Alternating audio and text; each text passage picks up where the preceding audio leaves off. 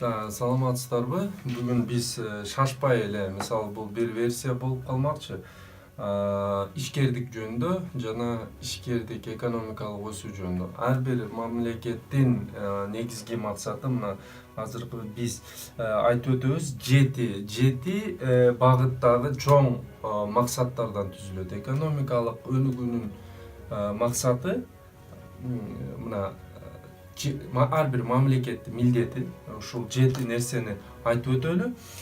Мисалы туруктуу экономикалык өсүүгө жетишүү. Бул дегенибиз эмне? Туруктуу экономикалык өнүгүү бул ар дайыма экономикалык ички дүң продукциянын өсүүсү, баягындай сызык жогору карай жылат деген сөз. Мисалы жашоо тиричиликтин жакшырышы деген сөз. Ал эми экинчи максат жумушсуздуктун деңгээлин төмөндөтүү. Жумушсуздуктун деңгээли бүгүн Кыргыз Республикасында орточо эсеп менен 12,5-12-нин тегерегинде. Ал эми өнүккөн өлкөлөрдө, мисалы Европа өлкөлөрүндө бул көрсөткүч 8-дин айланасында. Ошол жакшы өнүккөн мамлекеттерде бул 5-6-нын айланасында, мисалы Америка Кошмо Штаттары, Германияны айта турган болсок. Ал эми Японияда эң төмөнкү көрсөткүчтөрдүн бири бул 3,5-3,3%-дин деңгээлинде. Ал эми баанын туруктуулугуна жетишүү бул өзүнчө дагы бир тема. Баанын туруктуулугу буга эң бир мисалы кээ бир билесиздер, 5 жыл мурун бир нан канча турган болсо, бүгүнкү күндө ал бир нан канча туруп атат. Бул дагы баанын туруксуздугун же туруктуулугун көрсөтүүчү чоң. Ал эми экономикалык эркиндикти кепилдигин камсыз кылуу. Экономикалык эркиндик деп эмнени айтабыз? Сиз ишкердүүлүк кылам десеңиз, анда бул өлкөдө ошол шарттар түзүлгөн болуп эсептелет. Мамлекет ошол эркин ишкердүүлүк жүргүзүүгө сунуш өзүнүн шартын түзүп берет.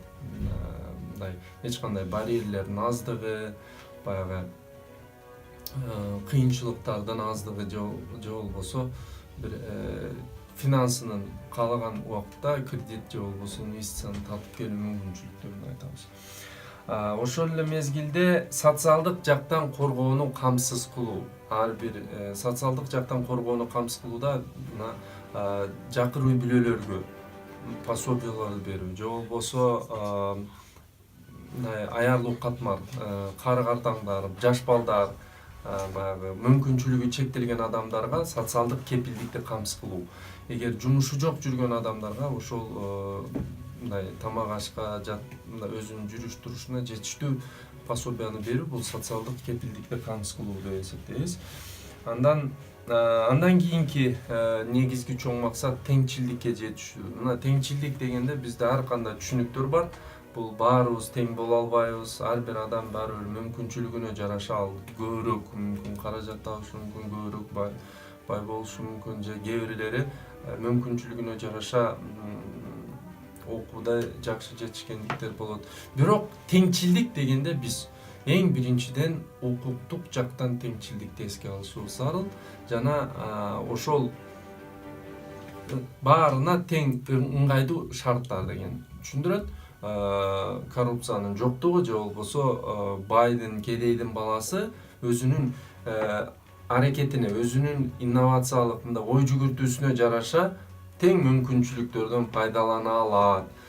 Бул баягы сенин тааныштарыңа көз каранды эмес, тааныш же болбосо бийликте отурган туугандарыңа же досторуңа көз каранды эмес. Бул сен ар бир адамдын өзүнүн кызыгуусуна жана өзүнүн аракетине көз каранды. Мына акыркы бул экономикалык натыйжалуулукту жогорулатуу жөнүндө сөз болгондо биз айтабыз, мына ресурстар чектелүү дедик да. Биз биринчи сабактарыбызда дагы айттык, ресурстар чектелүү. Биз канчалык ар бир адамдын, ар бир эле адам мисалы бир үй, бир машина же болбосо бир дачада жашагысы келет.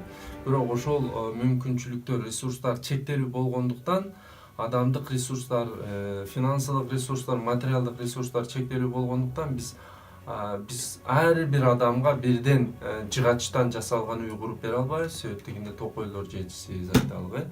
эгер токойлор жетиштүү болгон чакта дагы башка ресурстар жетишпей калышы мүмкүн. Ошондуктан бул жерде ар бир мамлекеттин максаты ошол экономикалык натыйжалуулукту жогорулатууга коюлат. Демек, бирок урматтуу көрүүчүлөр же угуучулар айталы, биз ушул лекциябызды бир гана көрүп койбостон, сиз бул нерсени карабастан деле унайдап кетип жатсаңыз деле уксаңыз болот. Мүмкүн эс алып көзүңүздү жумуп эс алып атсаңыз дагы ушул нерсени угуп жатсаңыз, бул сиз үчүн биз аябай кубанычтуу болобуз. Себеп дегенде ойду бөлүшүп бир багытка жүрүүгө сизге мүмкүн жардам болот. Мына ушул 7 жогоруда айтып өткөн максаттардын 7 жогоруда айтып өттүк. Мына туруктуу экономикалык өсүшкө жетишүү, жумушсуздукту төмөндөтүү, баанын туруктуулугуна жетишүү, экономикалык эркиндиктин кепилдигин берүү, социалдык жактан коргоону камсыз кылуу, теңчилдикке жетишүү жана экономикалык натыйжалуулукту жогорулатууда биз бирдейинин бир убакытта баардык жагын алып кете албайбыз. Мисалы элестеткиле, биз жумушсуздукту төмөндөтөйлү дей турган болсок, анда биз экономикалык баягы өндүрүштү баягы кредитти көбүрөөк алып чыгып беришибиз керек, көбүрөөк таркатышыбыз керек. Кичи ишкерлерге көбүрөөк мүмкүнчүлүктөр түзсөк, алар өндүрүмдүүлүктү көбөйтөт. Ошол эле мезгилде мамлекеттин баягы фискалдык кайталык саясаты менен көбүрөөк жумуш орундары түзүлөт. Бирок экинчи жагынан көп жумуш орун түзүлдү. Көп адамдар мындай акчалуу болушту. Бирок акчалуу болуп, акчанын массасы өстү. Ошол эле мезгилде эмне болот? Баа төмөндөйт. Себеп дегенде баа төмөндөйт, инфляция жүрөт. Себеп товары көп, сунуш көп. Демек, баанын төмөндөшү күтүлөт. Баанын төмөндөшү эмнеге алып келет? Баанын төмөндөшү адамдардын баягы кайра эле экинчи жагына келип атабыз. Баа төмөндөгөн сайын баягы ишкерлер өзүнүн баягы өндүрүү жөндөмдүүлүгүн азайтат, төмөндөтөт. Ошону менен алар эмнеге көбүрөөк товар чыгаруунун ордуна алар азыраак чыгарганга аракеттене баштайт. Мына кийинки темабызда мына ушул суроо жана талап жөнүндө сүйлөшөбүз. Бирок азыр ушул биз айтып аткан 7 багыттын баарын параллелдүү формада алып кетишибиз кыйыныраак. Себеп дегенде бир максатка жетүү, аны көбүрөөк колдоо деген сөз. Башка максатты мындайча айтканда башка максатка терс таасирин тийгизет деген сөз. Биз канчалык жумуш орун көп жасасак, канчалык көбүрөөк товар өндүрсөк, анда инфляциянын деңгээли дагы жогору болот. Себеп товарлар көбөйгөн сайын анын баасы арзандайт. Баасы арзандаганда демек баягы конкуренция көбөйүп, адамдар көбүрөөк сатып ала баштайт. Акчанын куну кетет, акчанын баягы күчү кете баштайт.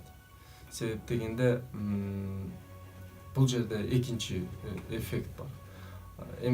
Ал эми биз инфляцияны эгерде инфляцияны азайталы дей турган болсок, анда инфляцияны азайтуу үчүн бизде товарлардын дефициттигин же товарлардын чектелүү гана формада чыгаруу зарыл. Канча мисалы кээ бир нерселер азыраак өндүрүлсө, демек ал нерсеге баа жогорулайт дагы. Ал баа жогорулоо менен баягы инфляциянын деңгээли дагы төмөндөй баштайт. Демек, кээ бир максаттар бири-бирине каршы келет, же болбосо бири-бирин баланстап турат.